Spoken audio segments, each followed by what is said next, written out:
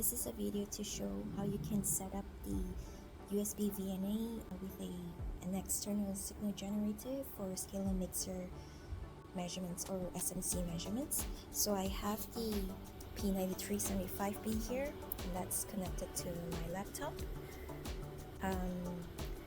and a EXG, vector EXG, it's the N5172B. You also need a power sensor. So I have here the U2063, and that's connected by a USB to the P9375B. I also have an eCal for calibration, and the one I have is the N7555A. If you have a mechanical cal standards, that would work too. So that's the setting.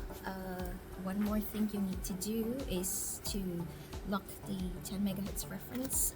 So that's from the 10 megahertz reference out of the EXG, and that's connected to the 10 megahertz reference in of the USB VNA. That's a BNC port to a SMB. Now we have that. We can go and just check onto Keysight IO library.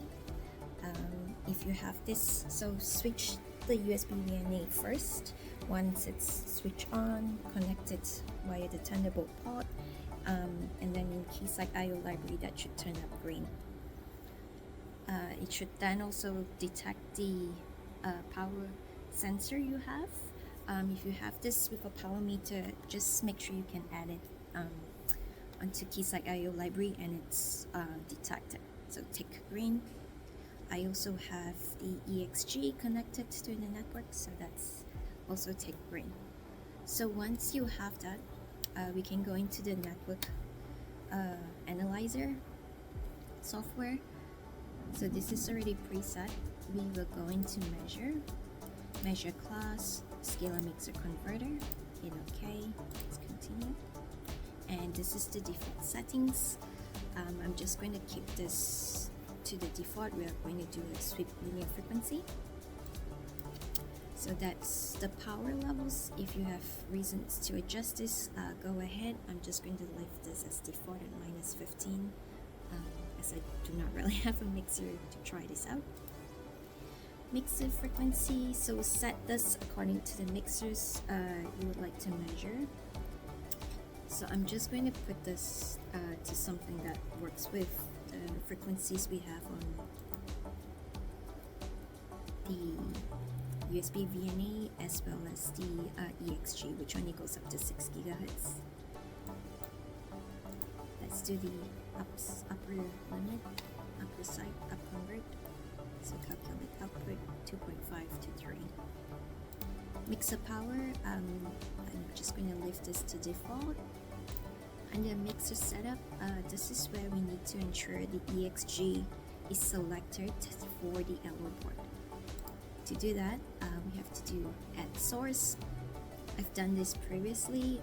You can always just hit new, name the signal generator that would make sense to you. We'll put it as a source on my select vector, so I know. You would then go to LAN. I do a good find.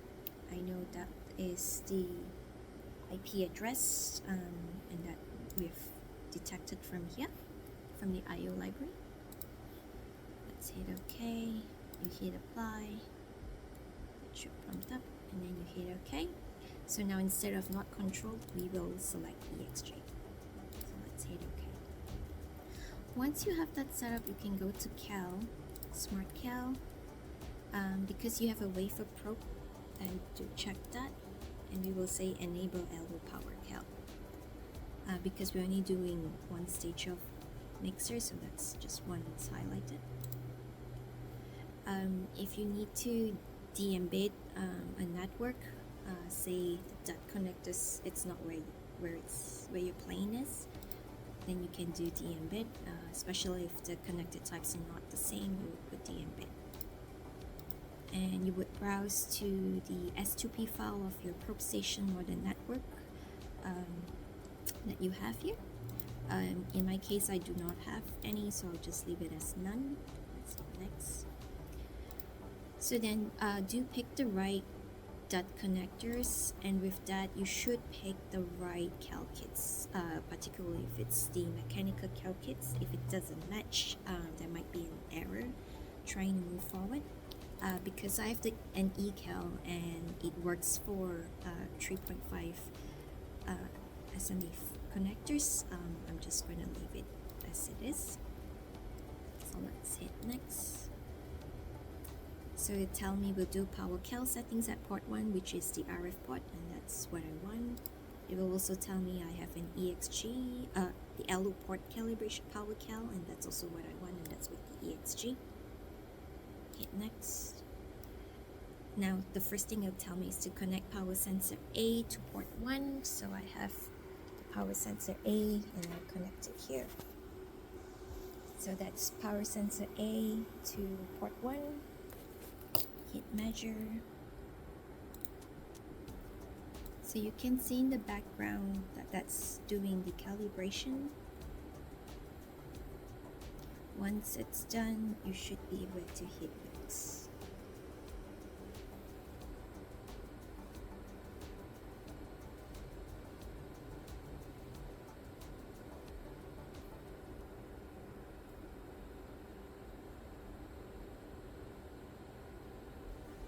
So it's doing the next power measurement.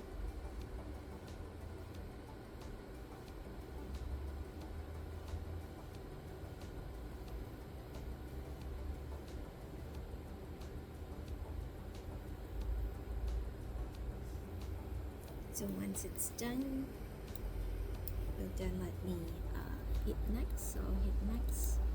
Now, oops, let's go back there.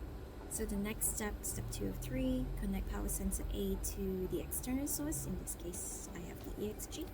So we'll do that. I'll remove the power sensor and connect it to the EXG. So that's now connected. If we hit back here, I can go and hit measure.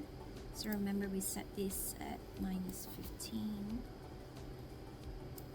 That would be really quick.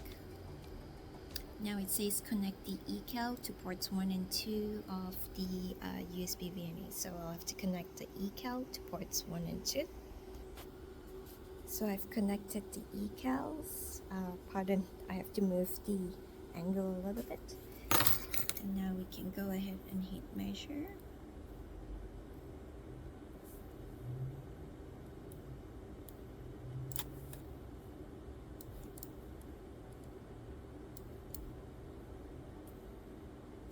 So that should be going in the background.